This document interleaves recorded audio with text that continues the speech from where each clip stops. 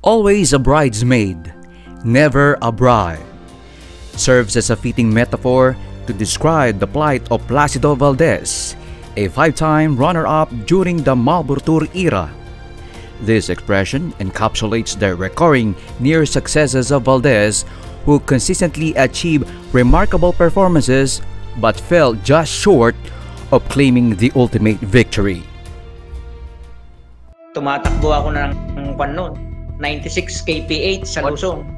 Sa Luzon, banda dito nga sa may pababaan ng Green Valley, papuntang tunnel na yung tunnel ngayon, ano? So biglang may dumaan si Placido. Para akong nakahinto sa tulin niya.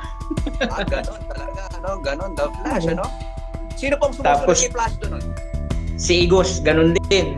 Pero mas matulin si Juan Placido nung lumampas sa akin. Okay, bumababa po ng ng Marcos Highway. Sino po pumapangatlo? Ako na yung kwan doon. Pangatlo.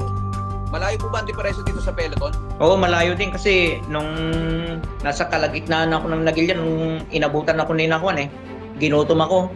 Kumakainabutan ako ni Carlo Gep.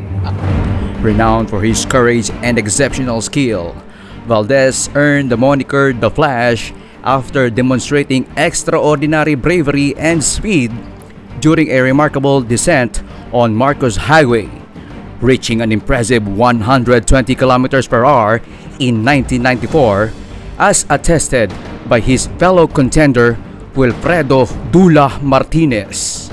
Kayo po ang halos bumuntot kay Placido Valdez, tama po ba? Oo. Dito sa penultimate stage na to, no? At kayo yung naging witness sa pagiging The Flash.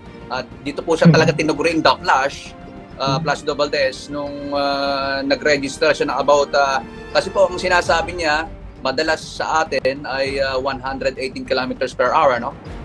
Oo. Pero nung nakita niyo po sa kanyang speedometer, no? Kasi meron na po yata ang speedometer nung araw, no? Tama po ba? Oo, meron na. Lahat po ba ng cyclist may speedometer? Yung iba wala rin. Wala po. Pero kayo po may dala nun, equipped with... meron. Kaya alam ko yung kwan Tumatakbo ako ng kwan noon, 96 kph sa Luzon. Sa Luzon, banda dito nga sa may pababaan ng Green Valley, papuntang tunnel na yung tunnel ngayon, ano? So biglang may dumaan si Placido. Biglang dumaan si Superman, ano? Para akong nakahinto sa tulin niya. Ganon talaga, ano? Ganon, The Flash, ano? Sino pong sumusunod kay Placido nun? Si Igos, ganon din. Pero mas matulin si Juan Placido nung lumampas sa akin. Talagang putok po sa media yan nung araw na yan na talagang daredevil itong si Placido Valdez. At mag-iipil sa Luzon.